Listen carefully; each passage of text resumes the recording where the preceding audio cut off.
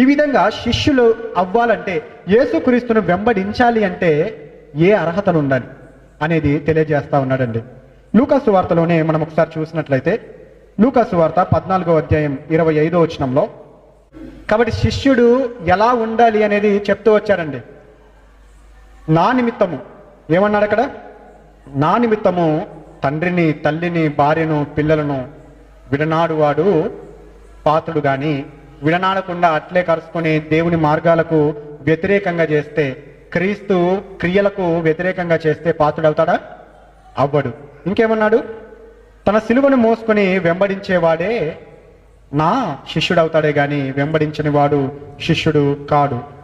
మొదట తగులుబడి చూసుకుంటారు కదా. ప్రతి ఒక కార్యం మొదలు పెడుతున్నారంటే ఆ కార్యము మొత్తము పూర్తి చేయడానికి మన దగ్గర ఆ శక్తి ఉందా లేదా, ఆ కార్యం పూర్తి అవ్వడానికి మనకు అవకాశం ఉందా లేదా అని తగులుబడి చూసుకుంటాడు కదా. ఒకవేళ అలా చూసుకోకపోతే మధ్యలోనే వదిలిపెట్టేయాల్సి వస్తుంది కదా.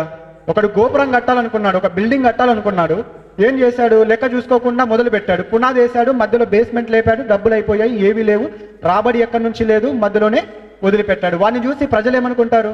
వీడేదో పెద్దగా బిల్డింగ్ గోపురం కట్టాలనుకున్నాడు, కానీ ఏం చూసుకోకుండా స్టార్ట్ చేశాడు, ఇప్పుడేమో మధ్యలో వదిలేశాడు, అది అవతలికి కాదు యువతలికి కాదు, మధ్యలో అట్లా పాడుబడ్డ దిబ్బలాగా మారిపోయింది అంటారు. అప్పుడు ఎగతాళి చేస్తారు కదా. కాబట్టి మొదట మీరు తగులుబడి చూసుకోవాలి, నా వల్ల అవుతుందా కాదా, క్రీస్తుని వెంబడించడం నా వల్ల అవుతుందా కాదా, క్రీస్తుతో బ్రతకడం నా వల్ల అవుతుందా కాదా, తగులుబడి చూసుకోవాలి. కష్టాలు వస్తాయి, నష్టాలు వస్తాయి, శ్రమలు వస్తాయి, ఇబ్బందులు వస్తాయి, బాధలు వస్తాయి, కానీ అంతము వరకు సహించిన వాడే జీవ కిరీటాన్ని పొందుకుంటాడు.